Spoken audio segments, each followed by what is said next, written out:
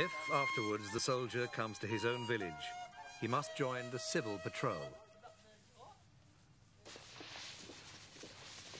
The Guatemalan countryside has become the focus of the government's campaign against rebel troops. Largely ignored by the authorities in the past, the local population now plays a central role in the government's game plan.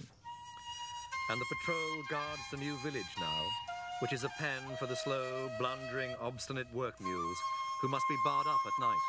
Otherwise, they would kick up their heels and escape into the forest.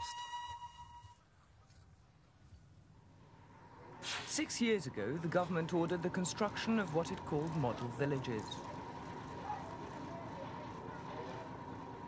Indigenous Indians, who for centuries lived free from their neighbors, free to come and go as they please, were forced to move to the new settlements. To many, it's more of a prison than a home.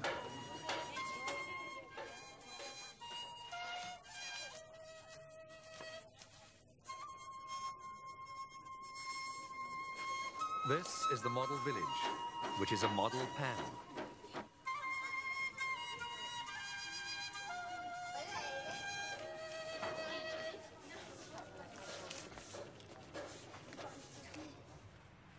The authorities say the aim is to give the local people better services and security. But in effect, the communities have been used to control the Indians, to stop them supporting the rebels. Permission must be given by the head of a civil defense committee appointed by the army to anyone wanting to leave the village.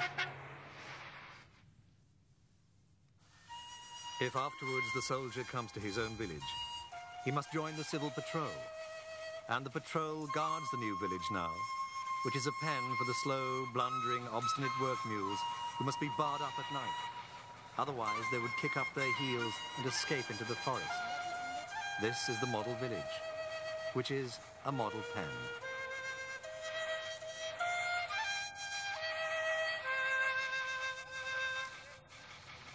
In the early 80s, a resurgence of both peaceful protest and guerrilla attacks led the army to reorganize and intensify its counterinsurgency campaign.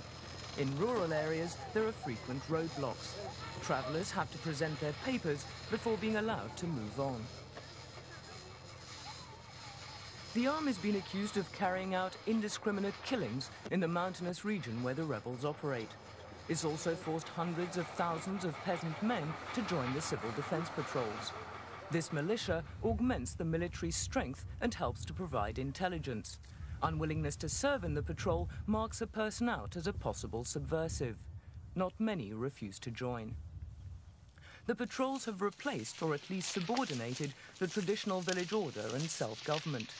They, in turn, have to answer to the local army authority.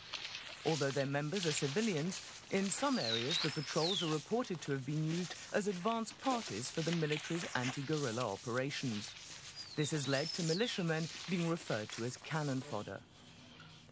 The Catholic Church in Guatemala has been seen by the government as subversive.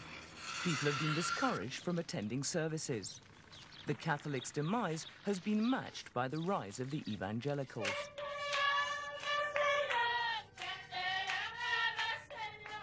The so-called charismatic churches, with their belief in obedience to the state and that indigenous cultures are heathen, have been given privileged access to model villages.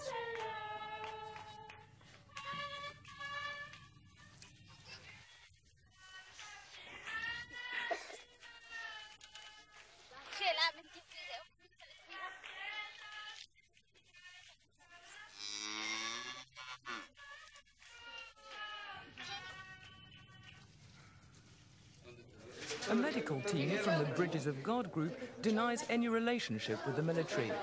It says it's providing what the people lack, health and spirit. Others are less sanguine. They say that the health and spirit of the people should be nobody's gift.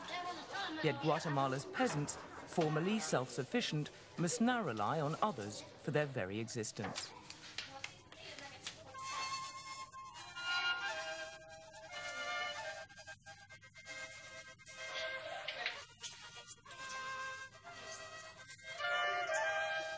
This is the model village, which is a model pen.